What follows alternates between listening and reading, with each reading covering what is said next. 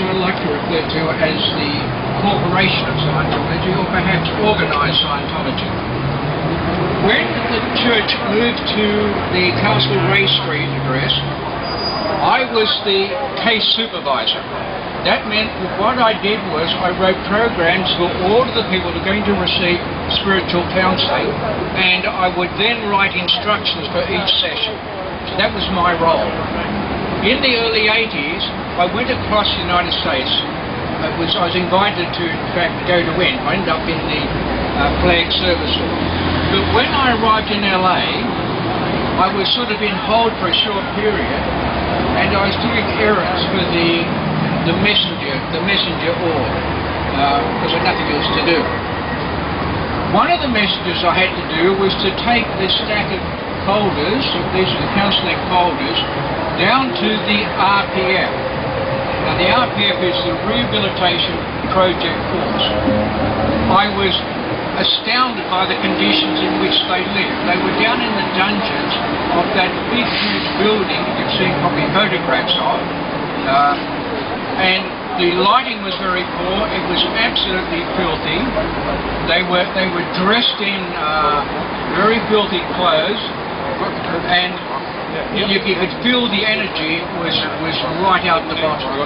I couldn't believe it, but I decided then that I would never accept going into this RPF. In fact, the reason I came out at the very end was I suspected that was about to happen, and so I just walked out, or drove out in my particular case. What I want to say is the way the RPF operates. Now that is this fair game occurring all the time within the Church of Scientology. Now, those that have been connected with the Sydney org over here would have no idea what happens in the RPF whatsoever. I only have experience second-hand because I didn't go in, I refused to go in. In fact, this is the difference between when you take a church at this level, where the spiritual counselling at the beginning seems to work. They seem to have a major change. And so for them, this spiritual counselling is very valuable. And so they then continue moving up through the grade chart to get more of this experience, which they don't really experience any further up. So it's, but from their point of view, it is a religion. I mean, it does give them spiritual counselling. On the other side, that's with the executives, and then right up through to him, it's quite different. It is a corporation. They're only concerned with profit. And they take all of those actions, they're extreme, because they reduce their cost down to a minimum. If they need some construction work to be done, they use the RPF. Because the RPF, they don't pay them. Oh, they could have some birthing for them, and they've got to give them some food, but it's all minimal. But that's their total cost that's actually involved. So I just sort of give you that background that it's right throughout. And a person is sent to the RPF because one of their seniors decides that person goes. And there is no justices, there's no sort of court you can go to, anything like that at all. If a person sends you in, that's it. Now what might happen is you might have what's called a committee of evidence, but that's only to decide what the penalty will be. That does not decide whether you're guilty or otherwise. And so you've got this structure where if you're not at the very top, you're likely to go into the RPF any time. If you've got someone like Miscavige at the very top, then you'll all go in there, and that's what it's done. And that's where this suppressive person called exists. It is because he's actually sent them in there. So it, now, as far as the fair game is concerned, one of the best write-ups is on Wikipedia. And if you've not looked at it, I strongly urge, because all of the major cases are spelled out there in great detail, and it goes right back to the very beginning.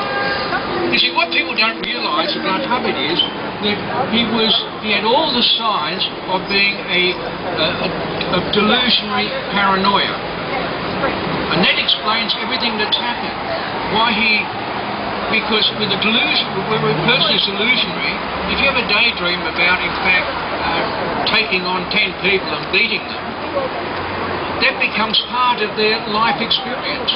They don't separate between that and what really happened. And so he's not actually lying when he describes all his great heroic parts. And on the other side, his paranoia. Now that kicked in very heavily when in St. Hill, in the United Kingdom, where it was like an environment which encouraged experimentation by all of those who were present. He got a very bad press report when he expected to have a good one. And it all changed at that point. And this is where all of the heavy suppression came in. And his whole approach is, and in paranoia, is you must do the other person in first before they do you in. And that is the basis of this fair game. Does that make a little bit of sense? Yep. Yeah, so anyway, so that just gives you a little bit of idea. That's how I see it anyway. Alright?